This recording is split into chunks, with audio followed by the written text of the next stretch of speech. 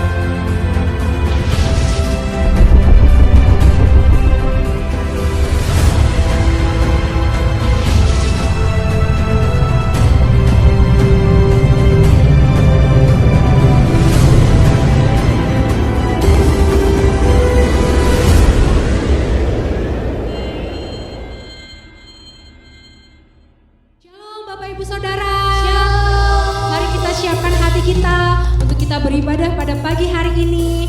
Dengan hati yang bersyukur Tuhan, kami datang kepadamu. Kami mau bawa hati kami Tuhan. Kami memuji namamu Tuhan. Sebab namamu besar, namamu ajaib Tuhan. Sorakan haleluya. Haleluya.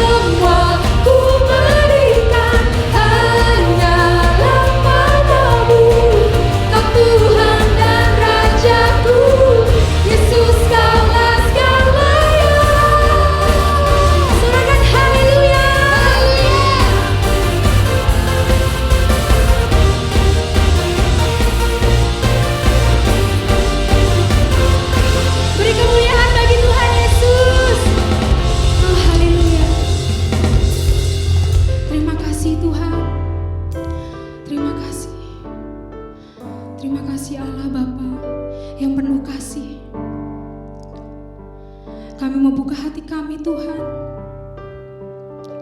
Semoga Engkau memberkati kami, Engkau menyembuhkan kami, dan Engkau memulihkan setiap kami Tuhan, sehingga kami dapat disegarkan lagi Tuhan. Apapun di hidup kami Tuhan, kami percaya Tuhan, Engkau sumber bagi kami Tuhan Yesus, sumber segalanya bagi kami Tuhan.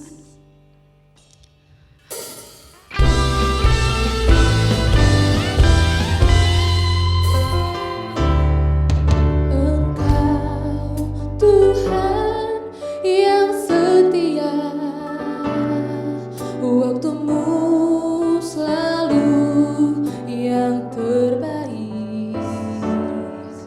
Engkau Tuhan sandaranku,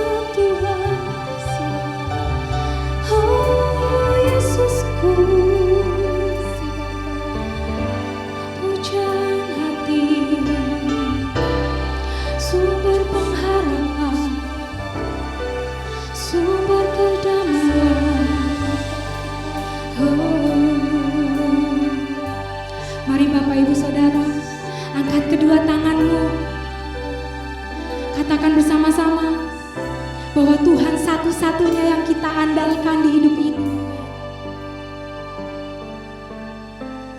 Satu-satunya yang ku andalkan, Ya Tuhan, tidak ada yang lain Tuhan yang kami harapkan di hidup ini.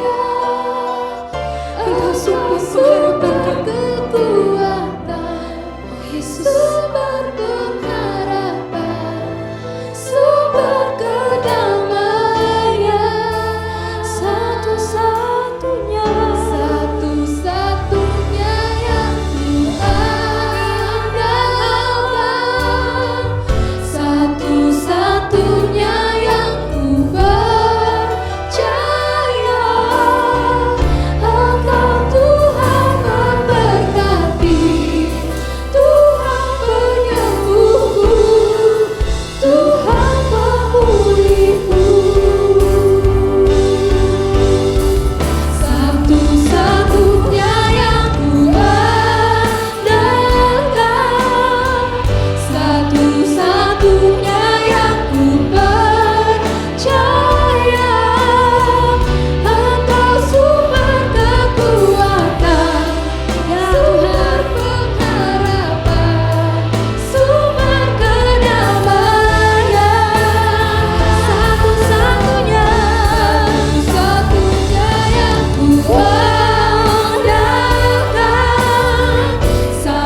Satu-satunya yang ku andalkan, satu-satunya yang ku percaya. Engkau Tuhan memberkati, Tuhan penyembuhku, Tuhan pemulihku. Satu-satunya yang kami andalkan, satu-satunya yang kami percaya. Engkau sumber kekuatan, sumber pengharapan, sumber kedamaian.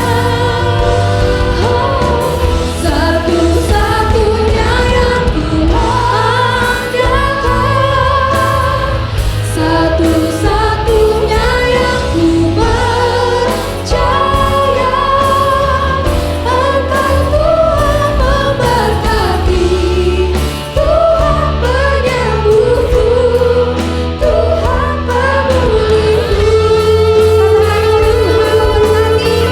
Engkau Tuhan memberkati, Tuhan penyembuhku, Tuhan pemulihku. Engkau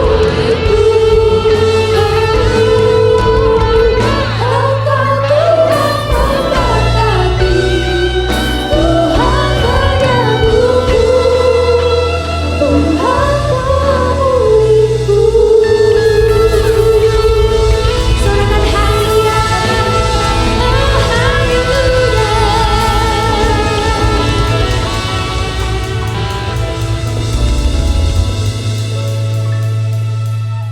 Shalom Bapak Ibu Saudara sekalian. Kembali kita akan belajar firman Tuhan. Kita percaya firman Tuhan akan memberikan kekuatan kepada kita supaya kita menjadi orang-orang percaya yang terus hari lepas hari kita mengalami kehidupan yang berkemenangan bersama dengan Tuhan. Sebelum kita mendengar firman Tuhan, mari kita akan berdoa terlebih dahulu. Tuhan Yesus, terima kasih untuk anugerah-Mu karena kami boleh kembali diberi kesempatan untuk belajar firman-Mu.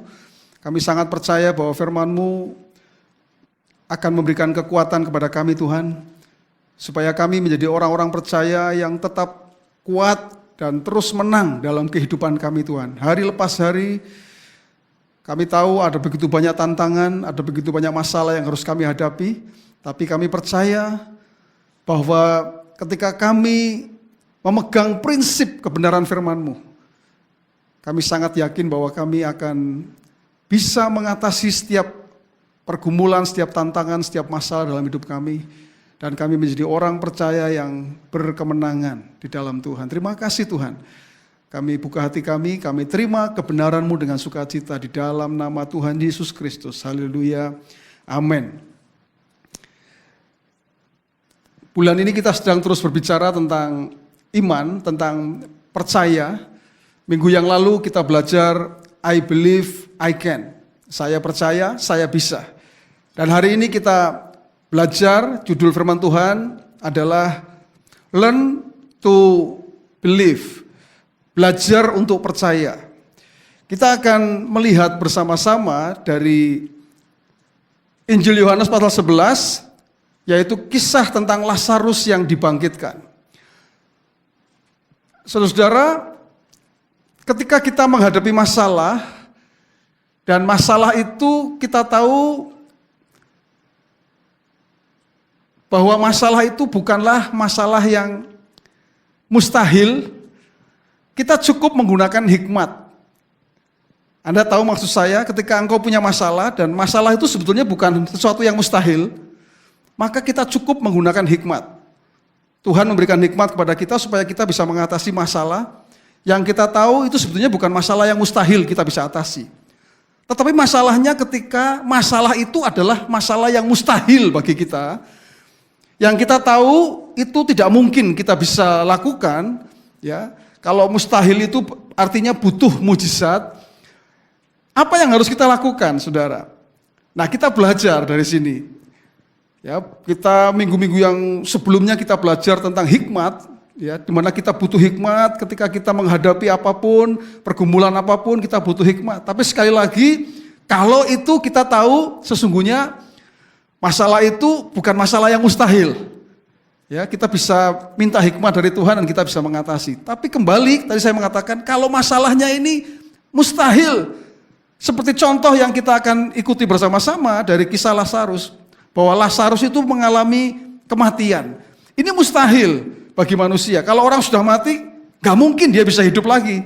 Ini mustahil kan? Nah, itu sebabnya kita akan belajar di sini.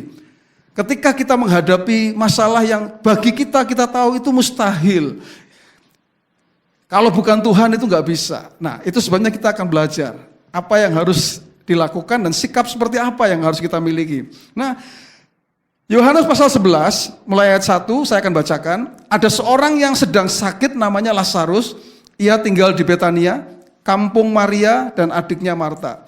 Maria ialah perempuan yang pernah meminyaki kaki Tuhan dengan minyak mur dan menyekanya dengan rambutnya. Dan Lazarus yang sakit itu adalah saudaranya. Kedua perempuan itu mengirim kabar kepada Yesus, Tuhan, dia yang engkau kasihi sakit. Maksudnya Lazarus ya, yang dikasihi Tuhan Yesus sakit. Ketika Yesus mendengar kabar itu, ia berkata, penyakit itu tidak akan membawa kematian, tetapi akan menyatakan kemuliaan Allah sebab oleh penyakit itu anak Allah akan dimuliakan. Yesus memang mengasihi Maria dan kakaknya dan Lazarus. Namun setelah didengarnya bahwa Lazarus sakit, ia sengaja tinggal 2 hari lagi di tempat di mana ia berada. Tetapi sesudah itu ia berkata kepada murid-muridnya, mari kita kembali lagi ke Yudea. Sampai di situ dulu, saudara. Jadi kisahnya adalah bahwa ada keluarga yang sangat dikasihi Tuhan Yesus, ya, namanya keluarga Maria, Marta, dan Lazarus. Ini kakak beradik yang dikasihi oleh Tuhan. Pada waktu itu Lazarus sakit dan kemudian pada akhirnya Lazarus mati. Dari apa yang kita pelajari, apa yang kita baca, selalu saya mengatakan di situ ada masalah. Masalahnya apa? Kakaknya yang bernama Lazarus itu mati. Ini masalah buat mereka. Dan mereka sudah mengirim kabar kepada Tuhan Yesus. Tapi Tuhan Yesus tidak datang sampai kemudian Lazarus mati. Nah, kita akan belajar bersama-sama. Apa yang Tuhan ajarkan melalui kisah ini, saudara-saudara. Yang pertama, saudara, prinsip yang pertama adalah Tuhan mengajarkan kepada kita supaya kita ini fokus kepada proses, bukan kepada hasil. Nah, ini penting, saudara. Sebagai orang percaya, seringkali kita fokusnya salah. Kita seringkali fokusnya kepada hasil, bukan kepada proses. Sehingga kalau hasilnya tidak baik, tidak sesuai dengan keinginan kita akan kecewa kepada Tuhan. Tetapi Tuhan mengajarkan bahwa kita fokus kepada proses. Karena itulah yang Tuhan kehendaki dalam setiap masalah yang kita hadapi. Sebetulnya Anda dan saya sedang mengalami yang namanya proses. Dari mana kita bisa tahu? Ayat yang kita baca tadi, saudara, bahwa menarik ceritanya bahwa ketika Lazarus mati seharusnya Yesus datang ke sana, tapi Yesus tidak datang ke sana. Dia tunggu ya sampai akhirnya Lazarus mati. Di situ ada ayat yang menjadi ayat kunci, ayat penting ya. Ayat yang penting yang dikatakan oleh Tuhan Yesus, yaitu dalam ayat yang selanjutnya, saudara. Kita akan baca mulai ayat yang ke-14. Karena itu Yesus berkata dengan terus terang, Lazarus sudah mati, tetapi syukurlah aku tidak hadir pada waktu itu, sebab demikianlah lebih baik bagi kamu, supaya kamu dapat belajar percaya. Perhatikan saudara, ini ayat penting. Saya ulangi ya saudara ya. Tetapi syukurlah aku tidak hadir pada waktu itu, sebab demikian lebih baik bagimu, supaya kamu dapat belajar percaya. Nah, pernahkah saudara mengalami satu masalah, dan saudara merasa Tuhan itu tidak ada, Tuhan itu tidak hadir di sana? Pernah enggak saudara? Kalau Anda pernah, kalau Anda responnya baik, Anda tetap percaya kepada Tuhan. Tapi kalau ada orang Kristen yang responnya tidak baik, ketika mereka mengalami masalah dan Yesus seolah-olah tidak hadir, Tuhan seolah-olah tidak hadir, biasanya orang-orang ini menggerutu, saudara. Di mana sih Tuhan? Di mana kuasa Tuhan? Katanya Tuhan akan menolong. Saudara, sebetulnya Tuhan Yesus ya tidak dengan sengaja kemudian ya biarin sajalah gitu ya. Bukan, tetapi dia punya rencana, dia punya maksud. Karena tujuan dari proses itu sudah dikatakan oleh Tuhan Yesus ya. Ketika kita mengalami masalah, ya kita menghadapi proses itu, saudara. Sebetulnya ada tujuannya. Tujuannya ayat yang keempat tadi dikatakan apa, saudara? Supaya kemuliaan Allah dinyatakan. Jadi kalau Anda punya masalah, supaya kemuliaan Allah itu dinyatakan dalam hidup kita, saudara. Yang kedua, tujuan dari proses itu adalah supaya kita dapat belajar untuk percaya. Ini menarik saudara, ya. Dapat belajar untuk percaya. Saya ingin mengatakan kepada saudara, inilah yang seringkali terjadi dalam kehidupan orang percaya. Waktu menghadapi proses, rasanya tidak selesai-selesai ini prosesnya, masalahnya ini. Dan seolah-olah merasa bahwa Tuhan kok nggak ada di situ ya. Seperti kasus yang dialami oleh mereka. Lazarus sakit ya sampai akhirnya mati, kok Tuhan tidak ada di sana. Tapi sebetulnya setelah saya melihat atau saya membaca ayat ini saudara, pernyataan yang Yesus katakan, saya baru tahu ternyata Tuhan ingin supaya kita mengalami proses untuk belajar percaya, saudara. Kalau hari ini engkau sedang menghadapi masalah, Tuhan mau supaya engkau belajar percaya. Tuhan tidak betul-betul meninggalkan engkau, tidak. Tuhan itu selalu ada bersama dengan kita, saudara. Selalu, dia tidak akan pernah, tidak mungkin kalau dia sudah berjanji, aku akan menyertai engkau. Tidak mungkin dia akan meninggalkan kita, saudara-saudara. Tidak mungkin, ya. Ketika engkau sedang mengalami proses kehidupan yang tidak enak dan tidak baik, jangan pernah berpikir bahwa Tuhan tidak mengasihi kita, saudara. Karena justru sebaliknya, proses yang kita alami itu membuktikan bahwa Tuhan itu mengasihi kita. Kenapa, saudara? Karena Tuhan ingin supaya kita itu menjadi orang yang berbeda. Kalau orang mengalami proses, maka orang itu akan berbeda, saudara. Hasil dari proses itu apa sih, saudara? Hasil dari proses itu adalah kita ini menjadi orang percaya yang bertumbuh, yang growing, saudara. Kalau nggak ngalami proses, kita nggak akan bertumbuh. Proses itu membuat kita bertumbuh. Kalau kita mengalami proses, ya kita menjadi orang percaya yang gampang sekali bersyukur, ya tidak gampang menggerutu, tidak ngambekan sama Tuhan, ya tidak komplain sama Tuhan, tapi gampang sekali bersyukur. Kenapa? Karena kita menjadi orang percaya yang mengerti bahwa segala sesuatu yang terjadi itu sebetulnya Allah turut bekerja dan akan mendatangkan kebaikan bagi kita. Dan kalau kita punya pikiran seperti itu, maka itulah yang Tuhan inginkan. Jadi saudara, hari ini kalau Anda sedang mengalami masalah, diproses dengan masalah dan Anda merasa masalah ini mustahil, saudara, hari ini engkau harus belajar percaya bahwa Tuhan sesungguhnya tidak sedang benar-benar meninggalkan saudara, tetapi Tuhan ingin supaya engkau menikmati proses. Ya, engkau terus menjalani proses supaya apa? Supaya engkau menjadi orang percaya yang betul-betul akan bertumbuh, akan menjadi orang percaya yang berbeda dalam kehidupan kita ya setiap hari. Ya, kita akan menjadi orang yang mengalami kemenangan, saudara. Kita akan menjadi orang percaya yang tidak akan menyalahkan Tuhan dengan gampang. Karena banyak orang yang bisa menyalahkan Tuhan, saudara. Apalagi kalau kita berdoa dan hasilnya tidak sesuai. Ada orang percaya yang biasanya doanya begini, saya klaim, ya kan? Ini kalau sudah mengatakan klaim ini sudah harus ini ya kan, saya klaim janji Tuhan, ini penyakit harus sembuh gitu kan saudara ya. Begitu penyakitnya nggak sembuh, apa yang terjadi saudara? Protes sama Tuhan, mana kuasa, katanya Tuhan berkuasa ya. Itu orang yang tidak mengerti bahwa Tuhan mau kita ini fokus kepada prosesnya, jangan kepada hasilnya. Walaupun hasilnya tidak sesuai seperti apa yang kita inginkan, engkau tidak akan pernah menjadi orang yang kecewa dengan Tuhan. Ya. Engkau berdoa, tetapi seolah-olah kok doanya nggak dijawab sama Tuhan, tidak akan membuat Anda kecewa. Kenapa? Karena Tuhan sedang berproses dalam hidupmu. Ya, milikilah ya pengertian ini ketika engkau menghadapi masalah dalam hidupmu itu engkau sedang mengalami proses. Yang kedua, saudara,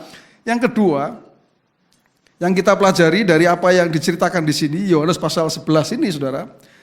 Tuhan itu mengajarkan kepada kita, ya, karena kita tadi judulnya adalah belajar untuk percaya, maka Tuhan mengajarkan kepada kita, yaitu kita menggunakan hati, bukan menggunakan otak, menggunakan pengetahuan. Kita menggunakan hati itu artinya bicara tentang iman. Ya. Tuhan ingin supaya ketika engkau menghadapi masalah yang ini mustahil bagi kita, jangan gunakan otakmu, jangan gunakan pengetahuanmu.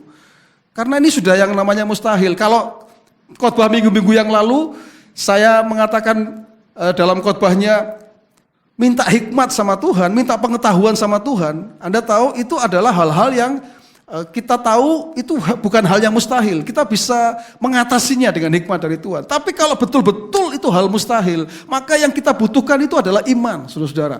Ya, menggunakan hati kita. Nah, kita belajar dari dua pribadi ini, yaitu Marta dan Maria, dari ayat-ayat yang kita baca selanjutnya, saudara. Saudara, ayatnya yang diceritakan di situ, ya, ketika menghadapi situasi seperti itu, bagaimana sikap dari Marta? Kita akan pelajari, saudara, karena ini penting sekali. Ya, Marta, Lazarus mati adalah masalah yang mustahil bagi mereka, saudara. Ya, karena itu bagaimana sikap mereka, sikap Marta? Nah, keduanya, yaitu Marta dan Maria, itu sama-sama berkata kepada Tuhan dengan satu kalimat yang sama, saudara.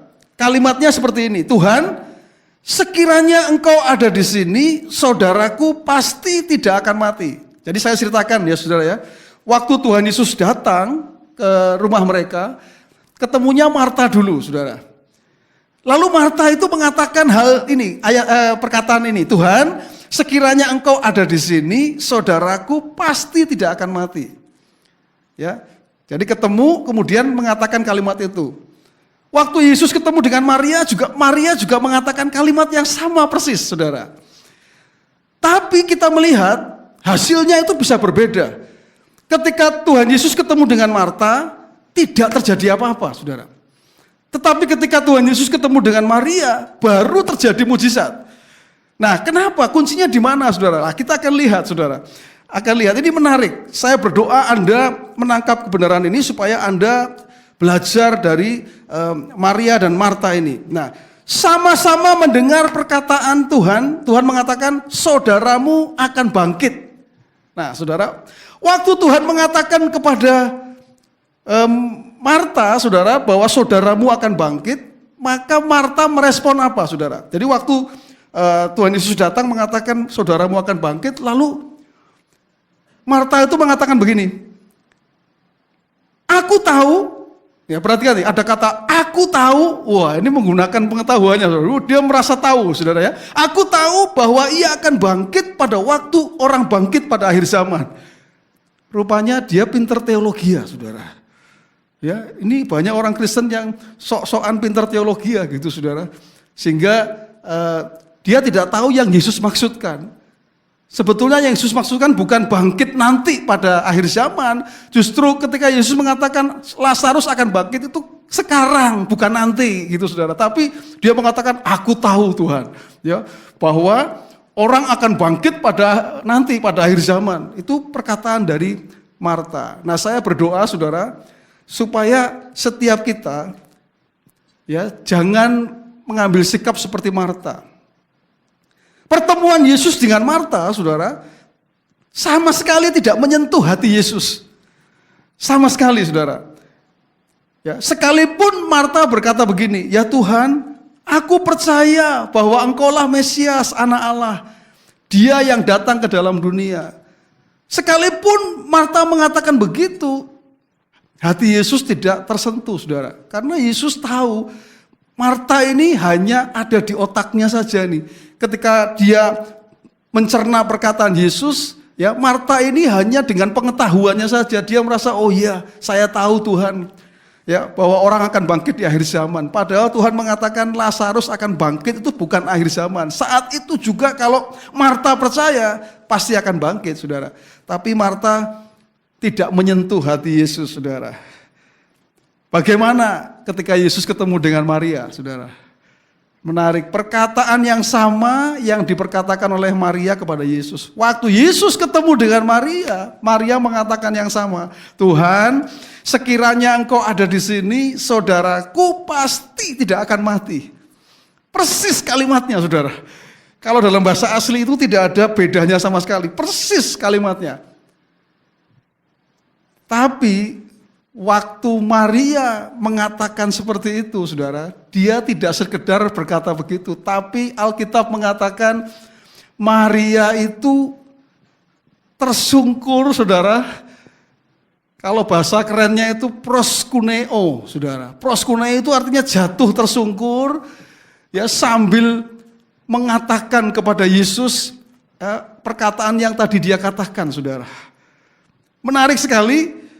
Tadi prinsip yang kedua saya mengatakan gunakanlah hatimu, saudara. Jangan pengetahuanmu, jangan otakmu. Kalau engkau menghadapi masalah yang mustahil bagi engkau, saudara. Gunakan hatimu. Kenapa? Engkau hanya perlu menyentuh hati Yesus. Engkau hanya perlu menyentuh hati Tuhan, saudara.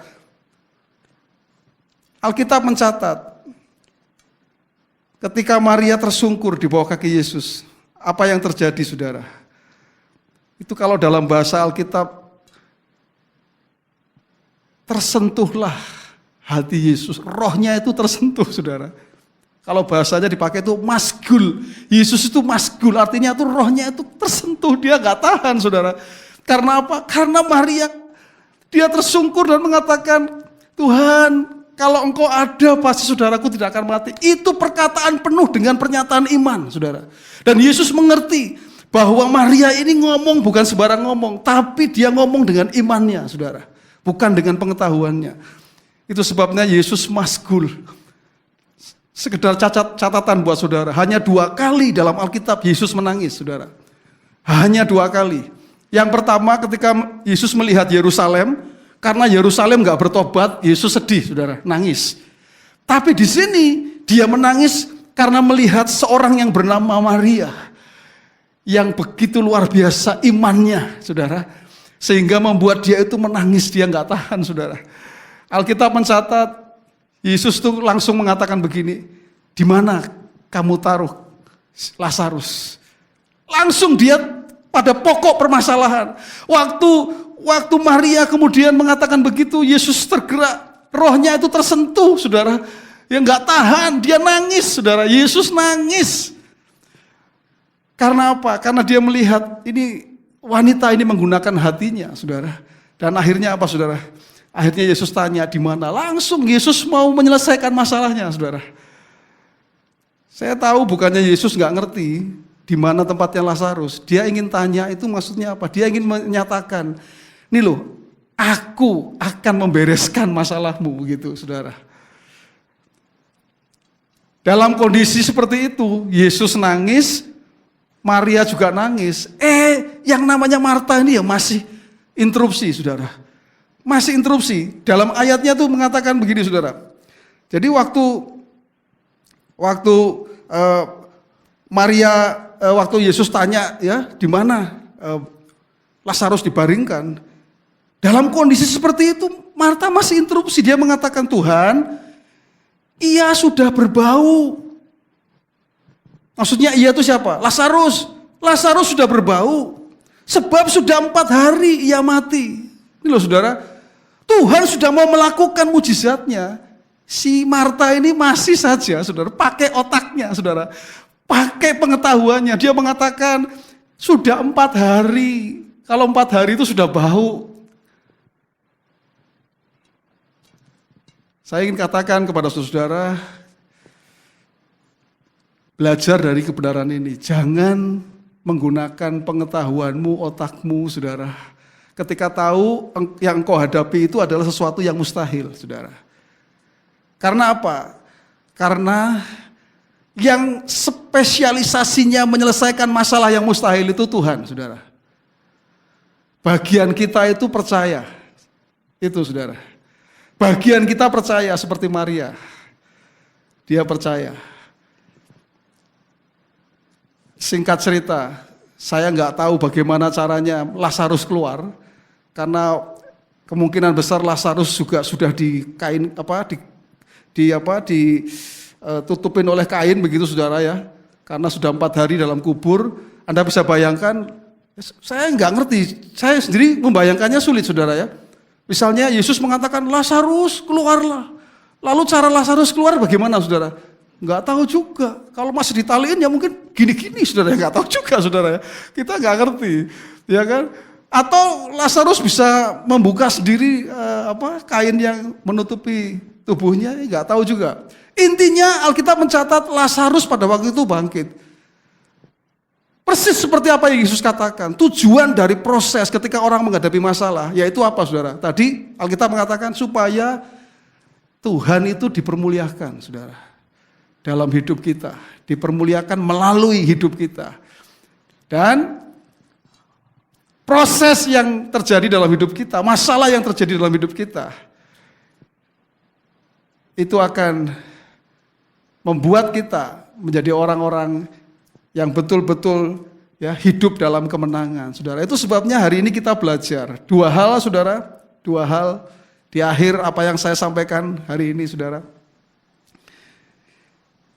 Kita belajar bersama-sama ketika engkau menghadapi masalah yang mustahil hari ini, bagi engkau merasa tidak mungkin, Tuhan, aku butuh kekuatan yang dari Tuhan. Yang pertama, sadarilah prosesnya, ya, fokus pada prosesnya, jalanilah prosesnya, saudara, supaya engkau ya betul-betul bertumbuh, ya, engkau menjadi orang percaya yang bukan fokus kepada hasil. Engkau tidak akan menjadi orang percaya yang gampang kecewa, yang gampang menyalahkan Tuhan, yang tidak bisa bersyukur, saudara.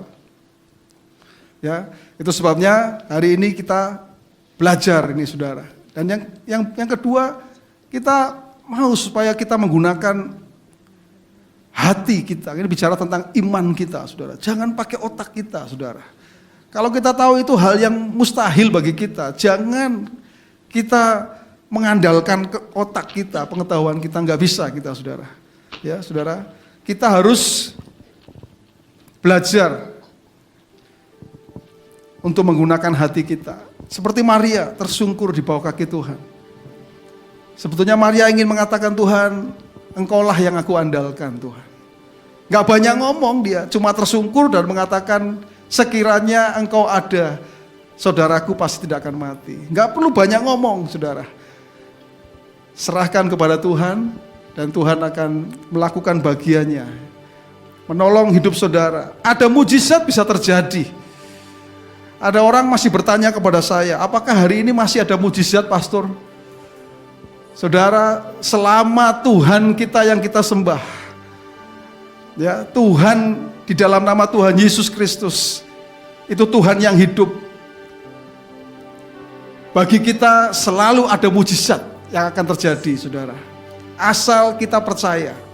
Itu sebabnya hari ini kita belajar untuk percaya. Judul dari firman Tuhan yang saya sampaikan. Belajar untuk percaya. Serahkan semuanya kepada Tuhan. Sentuh hati Yesus, sentuh hati Tuhan. Itu yang harus kita lakukan saudara. Ketika engkau menyentuh hati Yesus, maka dia akan bertanya kepada kita. Sama seperti Yesus bertanya kepada Maria, di mana Lazarus engkau baringkan. Dia pun akan bertanya kepada kita, apa yang jadi masalahmu anakku?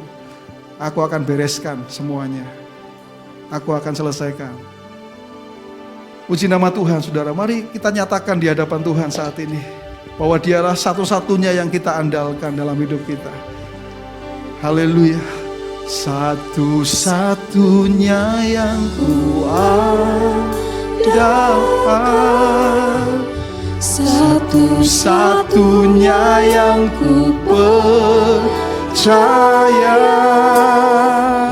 Engkau sumber kekuatan, sumber pengharapan, sumber kedamaian.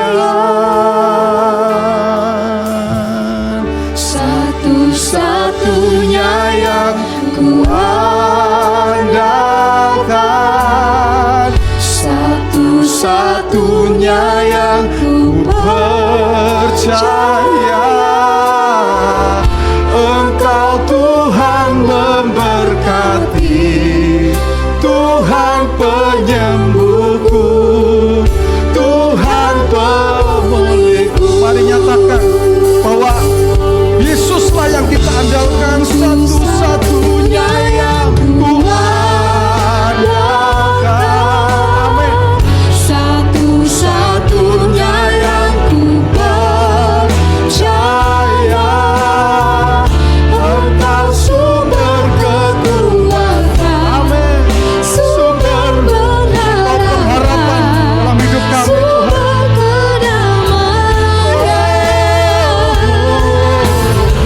Satu-satunya yang ku andalkan,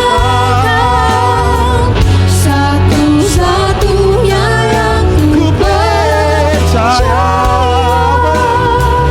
Engkau Tuhan memberkati, Tuhan penyembuhku, Tuhan pemulihku. Oh, satu-satunya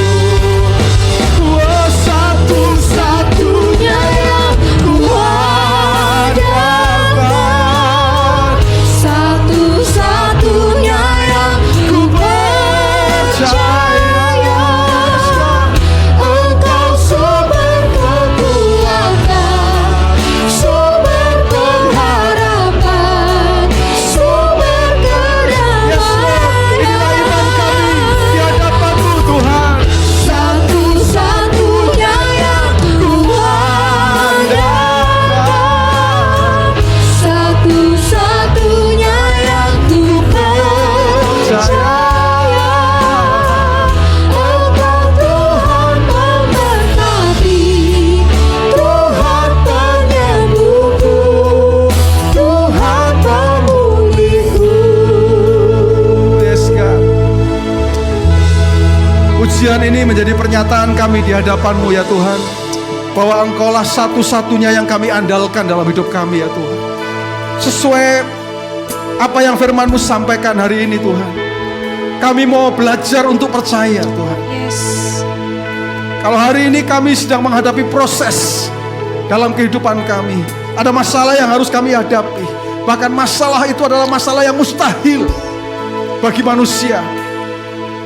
Kami tahu Tuhan, Engkau ingin supaya kami menjalani proses dari setiap masalah yang kami hadapi. Karena di sanalah Tuhan, kami bisa belajar untuk percaya. Kami tahu Tuhan, ketika kami menghadapi semuanya itu, Engkau tidak sungguh-sungguh meninggalkan kami. Engkau sesungguhnya selalu ada.